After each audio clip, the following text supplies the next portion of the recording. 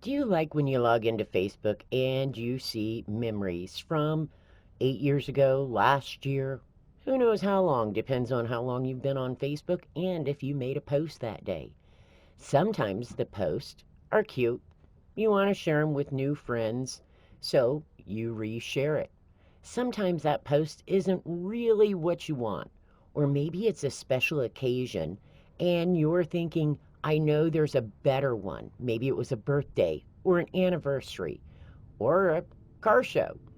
So, there is a way you can go and find other memories from the same day throughout the different years. If you're on desktop, you're going to go to the left hand side and go over to see more. Once you're on there, you're going to scroll down and you're going to see the clock and memories. Once you click on that, you're going to get to see memories from each year that you posted on the same day. These are just for that day. You can't search through different times and years, but you can see them all for basically the same time period. As you can tell, this one is a little bit off, but it's close.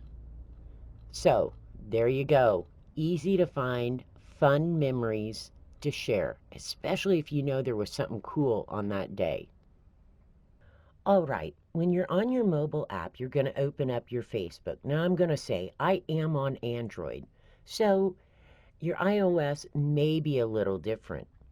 You're going to go to the upper right to the top three lines and push. Now, once that opens up your menu, you're going to scroll down just a little ways and you're going to look for basically the same thing. It's going to be a clock that says memories. Now you can scroll through, see all your different memories, and decide if there's one there you want to share. Especially if it's a birthday or an anniversary or something you know happened on that day, you might want to go check them out. Thanks for watching. Be sure to share this video with your friends and subscribe.